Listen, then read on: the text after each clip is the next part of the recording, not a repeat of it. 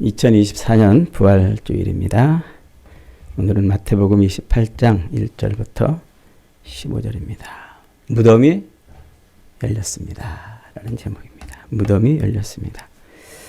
십자가 부활의 능력이 저와 여러분의 인생을 바꾸는 역사가 있기를 주님의 이름으로 축복합니다. 제가 이게 어릴 때는요, 이 부활절 이런 절기 이런 행사가 있으면 막 굉장히 가슴이 설레고 뭔가 모르게 막 즐거웠던 것 같아요. 학생 때 이렇게 보면 청년 때 그래서 막 부활절 이러면 막 기대감이 있고 뭔지는 모르겠는데 막 설레고 그래서 막 교회도 평상시보다 좀 일찍 가고 막 그랬던 것 같아요. 그래서 막 이제 교회 행사하고 이러고 쓱 이제 또 하루를 마치면 뭔가 좀 기쁨보다는 좀 허전함도 있고 그랬던 것 같아요. 여러분들은 부활절 그러면은 설레임이 있나요? 뭐 기대감이 있고 막 뭔가 소망이 넘치고 그러나요? 그런 기대감과 소망이 넘치기를 축복합니다. 요즘에는 그 청년이나 학생 때보다도 더 부활절 막 이런 절기가 되면은 더 막 소망이 있어요. 야, 잊고 살았다가 주님 부활했다는 그 이야기, 그 소식, 그것이 막 나로 하여금 더 막 가슴을 뜨겁게 만들어요. 여러분에게도 그런 복이 있기를 축복합니다. 오늘도 그 얘기 좀 해보려고 그러는 거예요. 그 얘기. 돈 자랑, 권세 자랑, 미모 자랑, 가문 자랑, 자식 자랑, 인맥 자랑 하다가 결국 마지막으로 사람들이 자랑하고 싶어 하는 게 뭐라고요? 무덤 자랑, 무덤 자랑. 가능하면 거대하고, 가능하면 화려하고, 아름답게 치장된 무덤을 남기고 싶어 한다고 그랬잖아요. 저희 집안도 저 충남 논산에 선산이 있어요. 거기 가면 거의 국립묘지 수준으로 이렇게 선산을 만들어 놨어요. 저희 매형이 동네 친구들 데리고 한번 거기 이렇게 갔던 모양이에요. 그 입구에서부터 그냥 쫙 이렇게 한참을 들어가는데 그 양쪽에 그 산들을 쭉 보면서 여기가 우리 처갓집 땅이야. 그러니까 막 다들 놀래더래요. 그리고 이제 딱 들어가면 그 산으로 이렇게 푹 이렇게 이제 뭐 감싸져 있는 그 안에 들어가면은 그런 선산이 어디 또 다른 데 있을까 싶을 정도로 그렇게 잘 꾸며놨어요. 그러면 막 거기 들어가면 막 사람들이 와 그럽디다 막. 저희 어머니 장례 치르던 날 이제 그 장례차 운전 기사죠. 자기가 안 가본 안 가본 공동묘지 안 가본 무덤이 없고 장지가 없고 그런데 이런데 처음 봤대요.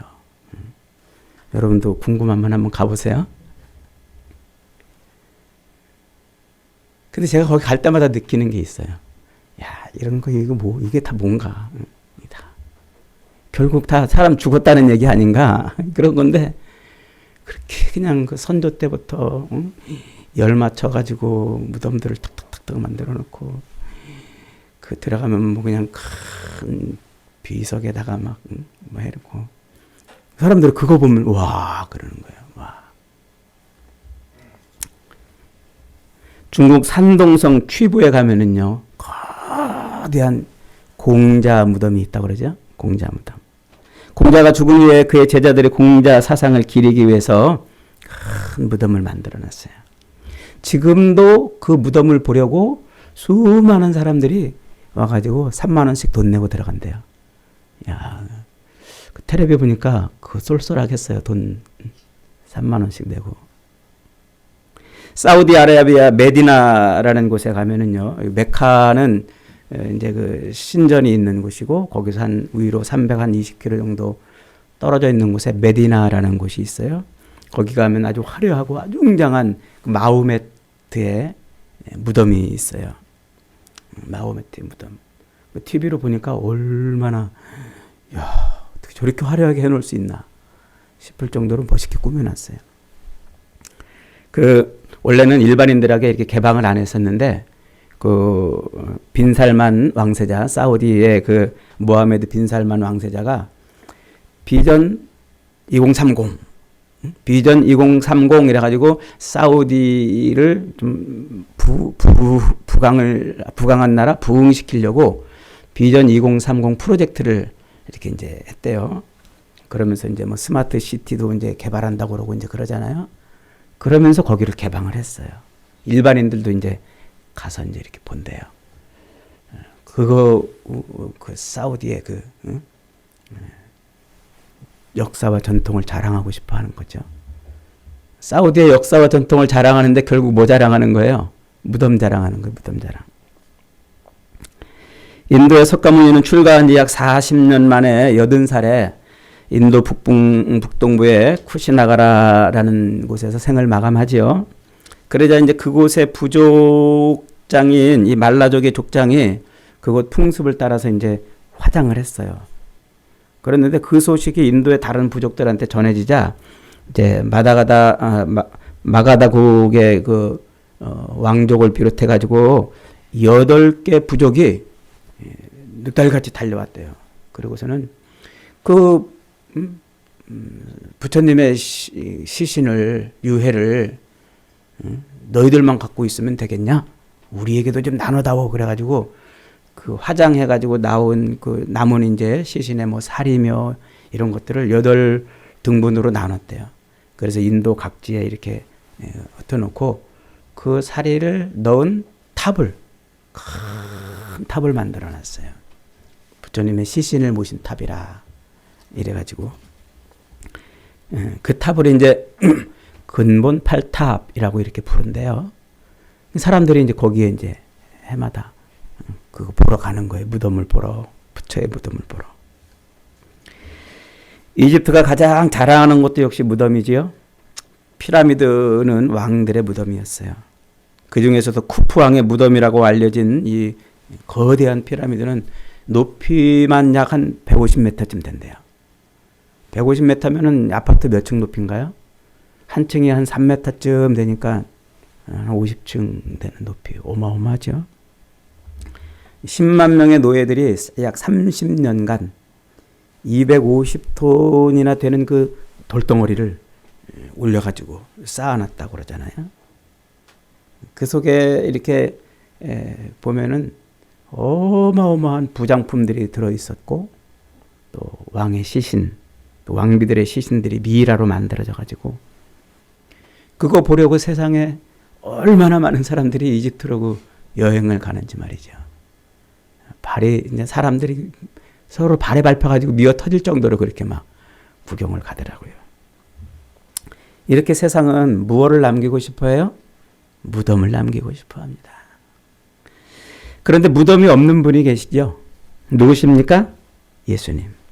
무덤에서 부활하신 예수님. 무덤을 열어 제키고 무덤에서 살아나오신 예수님. 그래서 예수님의 시신은 그 죽음의 자취와 허무의 냄새가 가득 찬 그 무덤에 갇혀 있는 것이 아니라 거기서 살아서 부활하셨어요. 덕분에 예수님의 무덤도 사라져 버렸습니다. 예수님의 무덤이 있었을 것으로 추정되는 그런 장소가 몇 군데 있긴 있는데 예수님의 무덤은 지금 없어요. 무덤이 사라졌기 때문에 자랑할 무덤이 없는 거죠. 예수님은. 무덤은 원래 절망의 문이죠. 허무의 문이고 무덤은 지옥의 문입니다. 그러나 예수님은 그 무덤을 열어 제키심으로 사람들에게 새로운 삶을 주셨어요. 죽음의 문이 아니라 영생하는 문으로 무덤을 만들어 놓으신 거죠. 절망의 문이 아니라 소망의 문으로 무덤을 만들어 놓으신 거죠. 예수님의 그 열린 무덤은 유일무이한 부활의 증거요. 예수님의 그 열린 무덤은 우리 인류가 가질 수 있는 최고의 소망이라 하는 것이죠. 예전에 제가 길거리에서 어떤 분에게 전도하는데 어떤 사람이 그 사람이 이제 저에게 그래요. 아유 목사님, 예수님이 부활하셨다는 증거가 있나요? 그래요. 예수님이 부활하셨다는 증거를 저에게 몇 가지만 이렇게, 아니 한 가지만이라도 증거를 대시면 제가 예수님 믿겠습니다. 그랬어요. 제가 그 사람에게 뭐라고 그랬을까요? 너는 나를 본고로 믿느냐? 보지 않고 믿는 자가 복되도다. 이 도마의 말을 해줬어요. 선생님, 보지 않고 믿는 믿음이 복된 믿음입니다. 그랬더니 아이 거봐 증거가 없으니까 그러는 거 아니겠어 그러더라고요. 그래서 제가 확실한 증거가 수도 없이 많지만 딱 3가지만 말씀드리겠습니다. 이거 말씀드려도 선생님은 절대 믿지 못할 거요. 왜? 그 마음에 믿음이 없기 때문에 그렇습니다. 그랬어요. 그랬더니 약간 살짝 자기를 무시하는 듯한 그런 말을 했다는 표정으로 얘기를 듣더라고요. 여러분들에게도 예수님이 부활하신 확실한 증거 3가지만 말씀드릴 테니까 여러분에게 믿음이 있는지 확인해 보시기 바랍니다. 첫째로 예수님이 십자가에 달려 죽으셨다는 사실이 예수님이 부활하신 증거입니다. 이게 무슨 소리예요?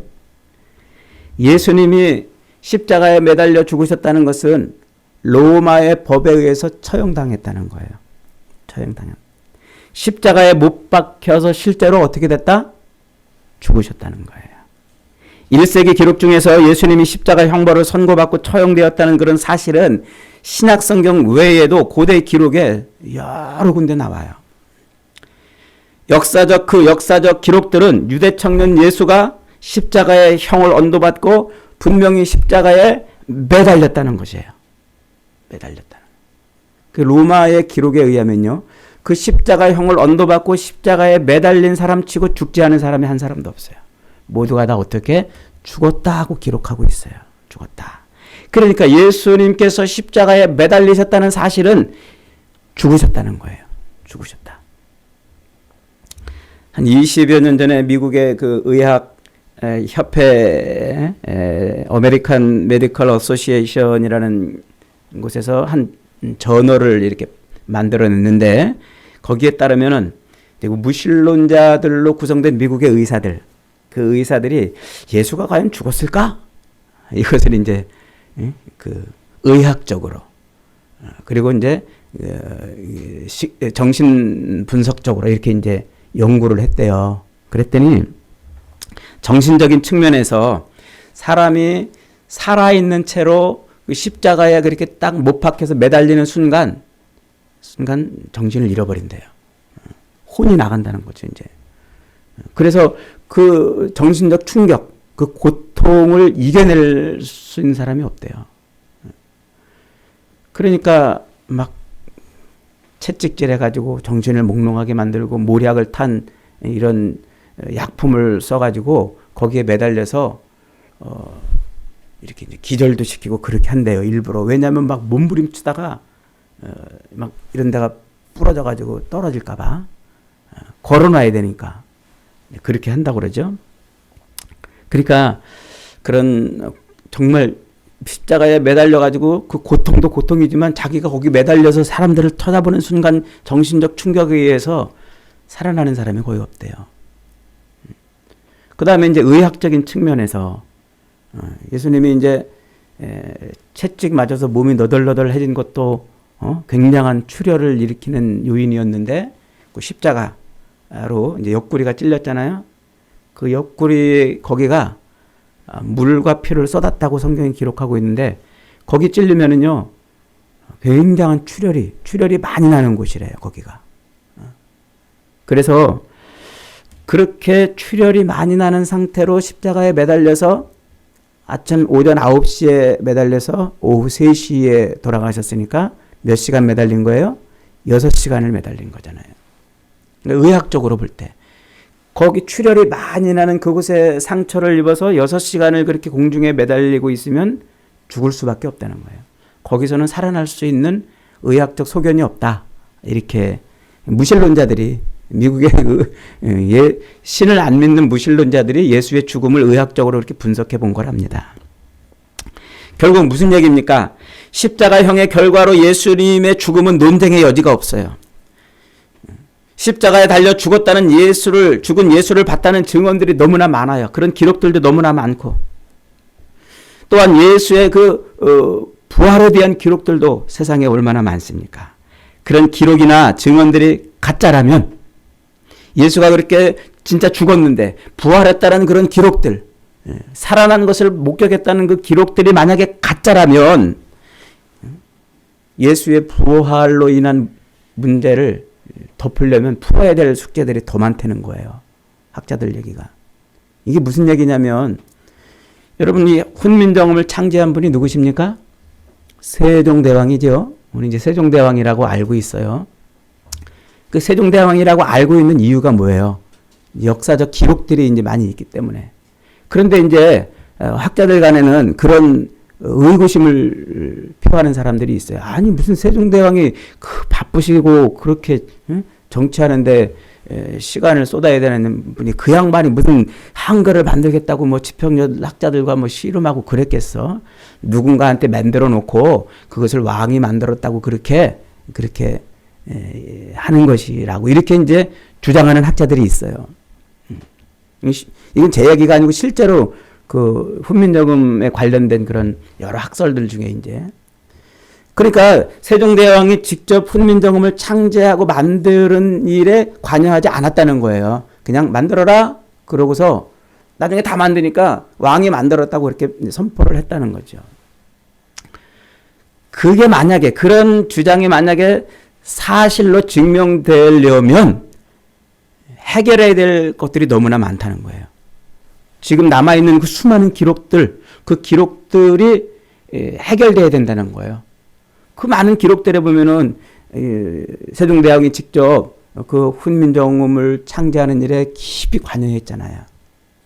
그런 기록들이 그렇게 나올 수밖에 없었던 것은 누군가에게 만들게 하고 나중에 그것을 왕이 했다고 이렇게 말할 수 없는 것이라는 거예요. 이게 기록의 힘이라는 거예요. 기록. 그 당시에 많은 기록들이 존재한다는 것은 누군가 후대에 그런 기록들을 남기려고 해서 그렇게 된 것이 아니고, 실제로 당시에 그런 기록들이 남아있다면 그것을 덮으려면 더 많이 해결해야 될 문제들이 발생하기 때문에 예수의 부활의 그 기록들은 실제로 받아들여야 된다 하는 것이 학자들의 이제 말이라는 거죠. 그렇습니다, 여러분. 예수님이 십자가에 매달려 죽으셨다가 부활하신 그 모습을 목격했다고 하는 그 초대교회의 수많은 기록들은 예수님이 실제로 어떻게 하셨다는 거예요? 죽으셨다, 부활하셨다는. 이것은 그 어떤 것보다도 확실한 증거가 된다는 거예요. 두 번째, 예수님의 시신을 넣어두었던 무덤이 비었다는 사실입니다. 마태복음 27장 57절에 따르면 예수님의 시신은 유대인의 공회원인 아리마대 요셉의 무덤에 안치되었습니다. 그리고는 큰 돌로 봉인이 되었습니다. 그런데 62절 이하에 보면 대제사장들과 바리새인들이 누구를 찾아가면 빌라도를 찾아갑니다. 빌라도를 찾아가서 총독각하 명령을 좀 내리셔서 그 무덤을 사흘까지 좀 굳게 지키게 해 주십시오. 그의 제자들이 와서 예수의 시체를 도둑질하다가 그리고서는 백성들한테 말하기를 그가 죽은 자 가운데서 살아났다 이렇게 떠들고 다니면 예수가 살아있을 때보다 그 혼란이 더 클 것이 염려됩니다. 이렇게 부탁을 해요. 그러자 빌라도가 그래 알았어. 그럼 너희들에게 경비병이 있으니까 경비병을 줄 테니까 그들을 데리고 가가지고 너희들이 지키고 싶은 대로 지켜라. 이렇게 명령을 하죠. 그러자 이제 경비병들과 함께 돌로 무덤을 봉인하고 무덤을 지켰습니다. 그런데 오늘 본문을 보십시오. 안식일 다음 날 무덤이 열리자 경비병들이 대제사장들에게 달려갔습니다. 그리고서는 그들에게 무덤이 비었다고 보고를 합니다. 깜짝 놀란 그들이 얼른 예루살렘 공회원들과 함께 모여가지고 뭐를 합니까? 회의를 열었어요. 그리고 결론이 뭡니까? 군인들에게 돈을 많이 주며 이르되 너희는 말하기를 그의 제자들이 밤에 와서 우리가 잘 때에 그를 도둑질하여 갔다 하고 그렇게 말하고 다녀라. 이렇게 회의의 결론을 군인들에게 이야기해 줍니다. 여러분, 이 말의 뜻하는 바가 뭘까요? 죽은 예수님의 시신이 사라지고 무덤이 비었다는 것입니다. 안 그랬다면 군인들에게 돈을 주고 그런 거짓말을 유대인들이 시킬 이유가 없는 것이죠. 예수님의 제자들만이 아니라 예수님을 죽였던 대적자들조차도 예수님의 무덤이 비었다는 것을 지금 인정하고 있다는 사실이에요. 인정하고. 예수님의 무덤이 빈 것을 자기들의 눈으로 확인했다는 거예요. 그러니까 어쩔 수 없이 그 예수님의 무덤이 빈 것을 제자들이 시체를 훔쳐갔다고 그렇게 거짓말하고 다녀라 라는 미봉책으로 덮으려고 그랬다는 것이죠. 그러니까 무슨 얘기입니까? 예수님의 무덤이 열리고 비었다는 것은 더 이상 논쟁의 대상이 아니에요. 누가 그 예수님의 무덤을 비게 했느냐, 이게 논쟁의 대상인 거예요. 누가 예수의 시체를 훔쳐갔든지 아니면 어떻게 해서 예수의 무덤이 열리고 비었는지를 어떻게 그렇게 되었는지, 이게 논쟁의 초점이란 말이죠. 이해가 되세요? 예수님의 무덤이 비었다는 사실은 확증적이란 말이에요. 그러면 이제 누가 예수님의 무덤을 비게 했을까요? 용의자들을 한번 찾아봅시다. 첫째로 로마 군병들일까요? 그들은 빌라도의 명령에 의해서 파견되어서 예수님의 무덤을 봉인하고 지키는 일을 맡은 사람들이에요. 자기 목숨이 걸린 일이에요. 예수님의 무덤이 비었다면 자기들은 죽을 수밖에 없는, 그러니 예수님의 시체를 그들이 훔쳐갈 이유가 없는 것이죠. 그들은 자기 목을 걸고 지켜야만 됐던 사람들입니다. 그러면 대제사장들이나 바리새인들이 훔쳐갔을까요? 그들은 예수가 죽은 채로 거기에 그대로 있어야만 되는 사람들이었어요. 그 무덤이 오히려 비면 안 될까봐 경비병들을 동원해가지고 거기를 지켜달라고 요구하고, 그 무덤이 비면 큰일 날까봐 그들은 오히려 무덤이 빈 사실을 확인하고서는 달려와서 군인들에게 제자들이 훔쳐갔다고 그렇게 하라고 할 정도로 그들은 용의선상에서 제외될 수밖에 없는 사람들이었어요. 그러면 예수님의 제자들이 훔쳐갔을까요? 그들에겐 용기도 없었고 수단도 없었고 기회도 없었습니다. 자신들이 오히려 예수와 한 패거리가 되어서 한 패거리로 엮여가지고 죽임을 당할까봐 그들은 예수님이 십자가에 매달려 죽으시는 그 현장에 가지도 못했던 사람들이에요. 그들은 예수님이 십자가에 달려 죽자 여기저기로 흩어져 도망갔던 사람들입니다. 경비병들이 지키고 있는 무덤 근처로 갈 용기도 기회도 얻을 수 없었던 사람들이죠.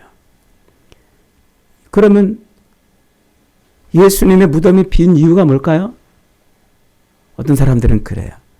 예수님이 기절했는데 그 서늘한 무덤에 들어가니까 이제 거기에다가 정신이 나가지고 걸어 나왔다. 앞에서 말했죠. 십자가에 달려 달렸다는 것은 곧 죽음을 의미하는 것이라고 말이죠. 예수님이 죽었다가 다시 살아나셨다는 사실은 그의 무덤이 비었다는 것으로 더 이상 논쟁거리가 되지 않습니다. 예수님은 부활하셨습니다. 예수님은 진실로 하나님의 아들이시기 때문에 부활하신 거예요. 예수님의 부활 외에는 그 무덤이 열리고 무덤이 비어있다는 것을 설명할 방법이 없는 겁니다. 그 다음에 세 번째로 예수님의 부활 소식을 전하면서 죽어간 사람들이 있다는 겁니다. 만일 예수님의 부활이 거짓이라면 누가 그 거짓말에 자기 목숨을 걸겠습니까? 하지만 초대교회의 제자들과 교인들은 예수님의 그 부활 소식을 전하면서 기꺼이 자기 목을 내놓고 그들은 기꺼이 그 소식을 전하면서 죽어갔다는 사실이에요. 그 중에 한 사람이 누굽니까? 사도 바울이죠. 사도 바울은 그 당시에 기득권자들이었어요. 예수를 잡아 죽이는데 협력하고 거기에서도 가장 최고의 기득권을 누리고 있던 사람이었습니다. 그런데 그가 어느 날 자기가 잡아 죽이려고 논리를 제공하고 그렇게 했던 그 예수를 만나고 뒤집어졌어요. 그리고서는 예수를 전하는 일, 예수가 죽었다가 다시 살아났다는 그 복음을 전하는 일을 위해서 자기 목을 걸었어요. 지중해를 돌아다니며 많은 나라를 돌아다니며 끝내 그는 어떻게 됐습니까? 수많은 고난과 고통의 삶을 마다하지 않고 살았을 뿐만 아니라 그는 로마에서 순교를 당했다고 알려지지 않습니까? 사도 바울이 왜 자기 목을 걸었습니까?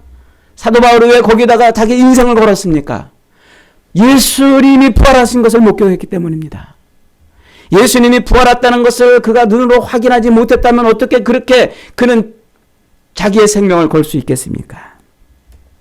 수많은 제자들과 수많은 초대교인들이 어떻게 예수님이 부활하셨다고 그렇게 전하면서 자기 생명을 거기다 걸 수 있었습니까? 주일학교 시간에 누군가 얘기해줘서 그랬을까요? 아니면 부모님이 그렇다고 가르쳐줘서 그랬을까요? 자기 눈으로 직접 목격했기 때문에 부활하신 예수님을 자기들이 직접 보고 듣고 만지고 함께 먹고 함께 있었기 때문에 그 경험이 그들로 하여금 믿음을 갖게 했던 겁니다.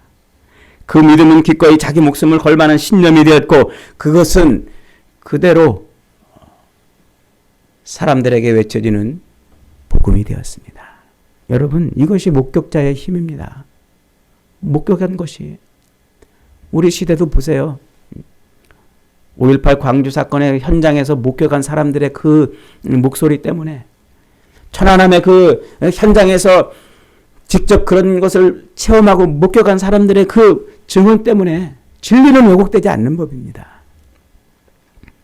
여러분, 이 땅을 덮고 있는 수많은 인간들은 인간이 갖고 있는 최대 한계가 바로 죽음이라는 것을 소리쳐 증언하고 있는 것입니다. 여러분, 무덤을 볼 때마다 무슨 생각이 드세요? 야, 저 무덤 잘 꾸며놨네. 돈 얼마나 들었을까? 저 무덤은 누가 들어있을까? 그런 생각하십니까? 인간은 죽을 수밖에 없는 존재라는 것을 그 무덤을 통해서 우리는 봐야 되는 거예요. 세상에 있는 모든 무덤들, 아무리 크고 아무리 화려하고 아무리 멋진 무덤이라 할지라도 그 무덤이 우리에게 증언하고 있는 것은 결국 인간은 죽을 수밖에 없다는 것입니다. 그런데 예수님은 그 무덤을 열어 제키셨어요. 예수님의 빈 무덤은 바로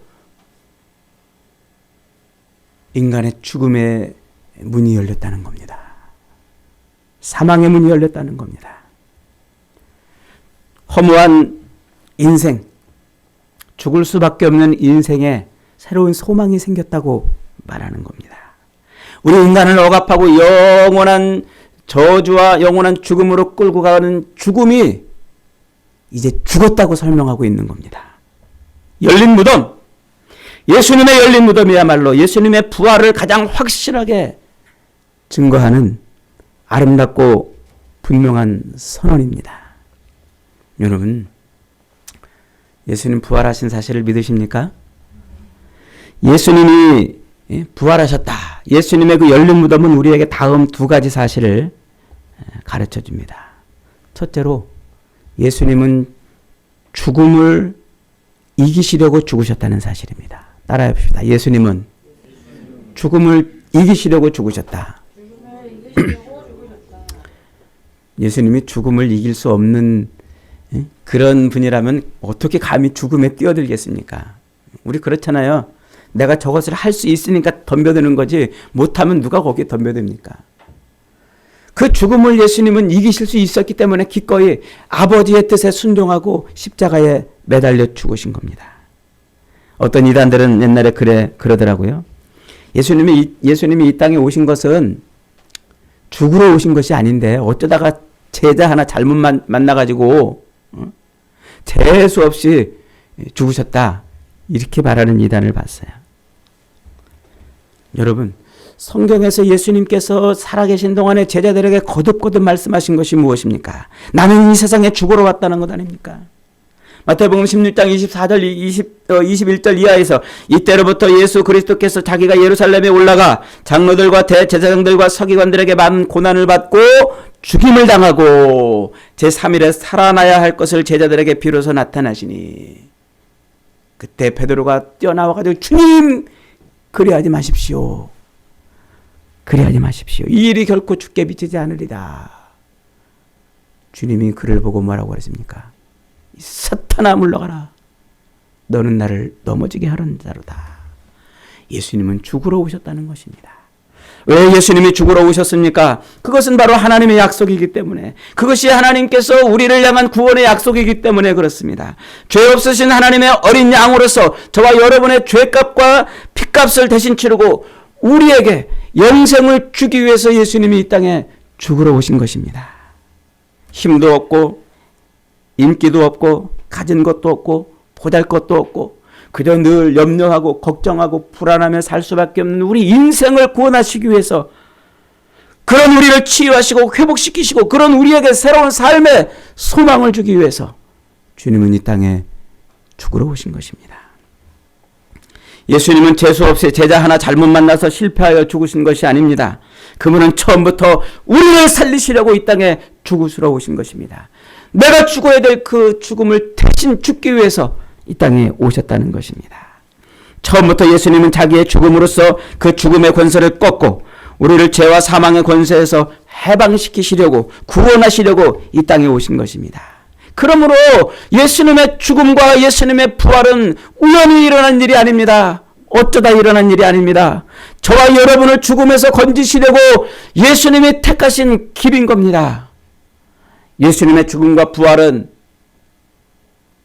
저와 여러분을 사랑하시는 예수님의 특별한 헌신이고 사랑의 고백입니다. 인간이 어떻게 죽음을 이기고 죽음을 피할 수 있겠습니까? 우리 인간의 실력으로는, 인간의 노력으로는 죽음을 이기고 그것을 피할 방법이 없습니다. 오직 예수님의 죽으심과 부활만이 우리의 죽음을 이길 수 있는 길인 겁니다.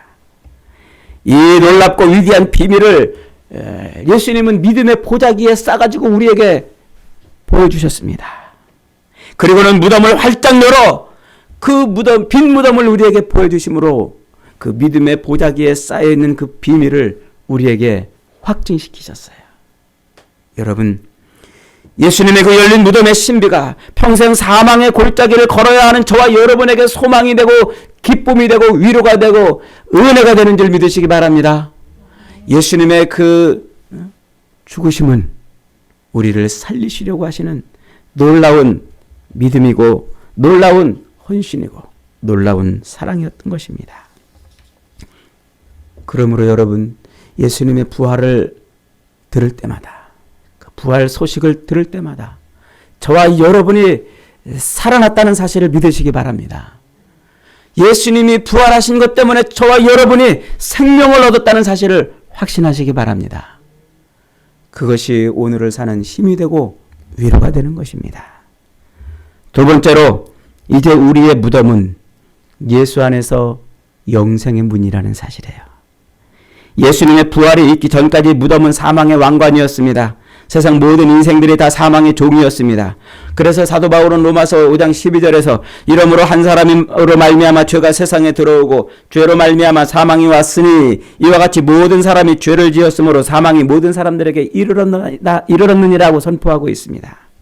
한 사람 아담의 범죄로 말미암아 죄와 사망이 모든 인생의 왕이 되었습니다. 모든 인생이 그래서 다 죄인으로 태어나서 죄인으로 살다가 죄인으로 죽어 죽음으로 가는 것입니다. 그것이 무덤이었어요. 예수님의 부활이 있기 전까지 무덤은 그래서 공포요, 절망이고 두려움이었던 것입니다. 그래서 여러분, 공동묘지 가면은 어디 저 아름다운 카페나 혹은 무슨 예술의 전당 같은데 간 그런 기분 들어요? 공동묘지 가면 무슨 기분이 들어요? 두렵고 불안하고 걱정스럽잖아요. 무서운 생각 들잖아요. 그런데 이제 그런 무덤이 어떻다는 거예요? 우리에게 소망이 되고 우리에게 영생을 주는 문이라는 사실이에요. 문이라는 사실. 죄의 창과 칼이었고 사망의 왕관이었고 지옥으로 가는 대문이었던 그 무덤이 이제는 성질이 바뀐 거예요. 뭘로 바뀌었습니까? 우리를 영생으로 끌고 가는 문이라는 사실이에요. 예수님이 무덤을 제껴 열어내심으로 말미암아 그 이후 우리 인생의 무덤은 그렇게 바뀐 거예요. 예수 안에 있는 무덤은 더 이상 이제 우리는 옛날 무덤이 아닙니다. 시체와 어둠과 벌레와 악취와 절망과 공포가 가득한 무덤이 아닙니다.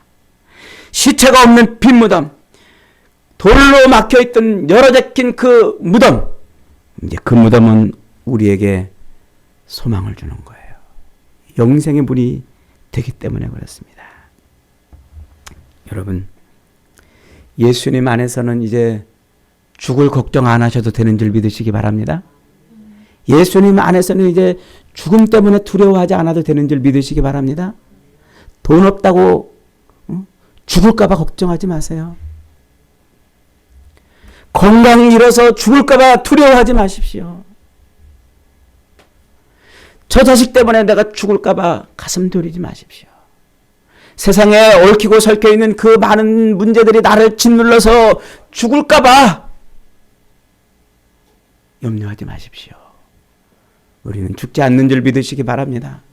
예수 안에서 예수님에게 열린 무덤이 우리에게 주는 이 놀라운 소망이 바로 그거예요. 우리를 죽음에서 건지셨다는 것입니다. 우리를 영원한 사망에서 건지셨다는 사실입니다. 우리를 결코 죽음에 내버리지 않겠다는 놀라운 약속입니다. 여러분 믿으십니까? 이 놀라운 사실을 믿었던 다윗, 하나님의 계시로 이 놀라운 사실을 미리 바라봤던 다윗은 그래서 시편 118편에서 뭐라고 노래합니까? 여호와는 나의 능력과 찬송이시요 또 나의 구원이 되셨도다. 의인들의 장막에는 기쁜 소리, 구원의 소리가 있으며 여호와의 오른손이 권능을 베푸시며 여호와의 오른손이 높이 들렸으며 여호와의 오른손이 권능을 베푸시는도다. 내가 죽지 않고 살아서 여호와의 행사를 선포하리로다. 내가 죽지 않고 살아서 여호와의 행사를 선포하리로다. 다윗은 수없이 죽음의 고비를 넘긴 사람이었어요. 산으로 들로 광야로 굴로 도망다니면서 그 사울왕의 칼날을 피해서 죽음이 코끝에까지 왔던 그런 삶을 살았던 사람입니다. 그는 그 죽음의 골짜기를 지나다니면서도 하나님께서 자기에게 주신 그 위대하신 약속을 믿었어요. 그 약속 너머에 계시는 그리스도를 바라본 겁니다. 네가 결코 죽지 아니하리라. 내 뜻을 이룰 때까지 죽지 아니하리라. 내 일을, 내 약속을, 내 이 비전을 이룰 때까지 너는 결코 죽지 아니하리라. 그 놀라운 믿음, 그 믿음이 다윗을 다윗되게 했고, 내가 죽지 않고 살아서 여호와의 하시는 일을 선포하겠다고 고백한 믿음의 고백이 되어졌던 것입니다. 사랑하는 여러분, 우리 주님은 우리에게 오늘 이렇게 말씀하십니다. 가라사대 나는 부활이요 생명이니 나를 믿는 자는 죽어도 살겠고 무릇 살아서 나를 믿는 자는 영원히 죽지 아니하리라. 이것을 네가 믿느냐? 이것을 네가 믿느냐? 우리 주님이 물으셨어요. 여러분, 예수님이 부활하셨다는 사실은 이제 우리가 죽지 않는다는 사실을 알려주는 것인 줄 확신하시기 바라요. 돈 때문에 죽지 않아요. 사업 망해서 죽지 않아요. 건강 잃어서 죽지 않아요. 내가 바라고 원하는 것을 이 땅에서 얻지 못해서 죽지 않습니다. 이런 일을 통해서 우리는 오히려 더 하나님의 살아계심을 선포하고 하나님의 영광을 드러내는 인생들이 되는 줄 믿으시기 바랍니다. 예전에 제가 오늘 장례식을 인도하고 나오는데 한 머리가 희끗희끗한 분이 저한테 와가지고 저한테 말을 걸었어요. 목사님, 전 예수를 안 믿는 사람입니다. 그리고 기독교 예식으로 진행되는 이 장례식에는 오늘 제가 처음 참석해 봤습니다. 그런데 전 충격을 받았습니다. 그래요. 뭐에 그렇게 놀라셨습니까? 그랬더니 네, 오늘 목사님의 설교를 들으면서 제가 두 가지에 놀랐습니다. 하나는 기독교인들은 사람이 죽었는데 거기서 노래를 부르더라는 사실입니다. 사람이 죽었는데 애고가지 않고 노래를 부르는 거 보고 제가 놀랐습니다. 그리고 또 하나는 죽음을 두려워하지 않는 사람들이 있다는 것을 알았습니다. 저는 죽음 때문에 늘 불안하고 죽음 때문에 늘 두렵고 죽음 때문에 나이 먹는 것이 늘 두려웠는데 세상에 죽음을 두려워하지 않는다는 사람이 죽음을 두려워하지 않는 사람들이 있다는 것을 내가 오늘 깨달았습니다. 저도 이 불안과 두려움을 없앨 수 있을까요? 그래요. 예수 믿으십시오. 부활하신 예수님이 당신에게 죽음의 두려움을 이기게 할 줄 믿습니다. 그랬어요. 그랬더니 그분이 그 즉시 예수 믿고 얼마나 신앙생활 잘하다가 하셨는지. 여러분, 오늘 본문 5절로 7절은 이렇게 말합니다. 천사가 여자들에게 말하여 이르되 너희는 무서워하지 말라. 너희는 무서워하지 말라. 너희는 두려워하지 말라. 십자가에 못 박힌 예수를 너희가 찾는 줄을 내가 아노라. 그가 여기 계시지 않고 그가 말씀하신 대로 살아나셨느니라. 와서 그가 누우셨던 곳을 보라. 또 빨리 가서 그의 제자들에게 이르되 그가 죽은 자 가운데서 살아나셨고 너희보다 먼저 갈릴리로 가시나니 거기서 너희가 배우리라 하라. 보라, 내가 너희에게 이르느니라. 여러분, 두려워하지 마세요. 삶이 조금 힘들다고 염려하지 마세요. 걱정하지 마세요. 그 어떤 삶의 짐들도, 그 어떤 삶의 어려움들도 우리를 죽음으로 끌고 가지 않습니다. 오히려 그런 것을 인해서 우리는 부활의 영광을 더 소망하게 되는 것입니다. 이제 주님이 재림하시면 세상 모든 무덤이 다 열릴 것입니다. 나사로야 나오너라 외치셨던 그 주님의 음성처럼 우리로 하여금 하나님의 영광을 보게 할 날이 올 것입니다. 그러면 저와 여러분은 진짜 생명의 부활의 주인공들이 되실 것입니다. 염려하지 말고, 걱정하지 말고, 불안해하지 말고, 두려워하지 말고, 지금 오늘 우리의 삶을 이 믿음과 이 소망을 가지고 살아가시기를 바랍니다. 그러면 이 부활의 소망이, 이 부활의 기쁨이, 부활의 영광이 매일매일 저와 여러분의 가슴을 뛰게 할 것이고 삶의 기쁨이 되게 하실 것입니다. 저와 여러분이 하는 그 모든 일이 이것이 하나님의 영광을 드러내는 일이라고 생각해서 더 열심히, 더 기쁘게, 더 확신 있게 저와 여러분의 일을 감당하게 될 것입니다. 여러분, 세상을 사랑하다가 이 믿음을 도적맞지 마십시오. 무엇을 먹을까, 무엇을 마실까, 무엇을 입을까 걱정하다가 이 믿음을 빼앗기지 마십시오. 욕심내다가 마음이 둔하여서 이 믿음을 잃어버리지도 마십시오. 저와 여러분들이 우리 주님이 나를 위해서 죽으셨고 주님이 나를 위해서 부활하셨다는 이 사실, 이 믿음의 보자기를 늘 펼치고 살면 남은 인생이 죽지 않고 살아서 하나님의 영광을 위해 사는 인생이 되게 하실 것입니다. 그런 놀라운 은혜와 복이 저와 여러분의 인생에 충만하게 임하기를 부활하신 주님의 이름으로 축복합니다. 아멘.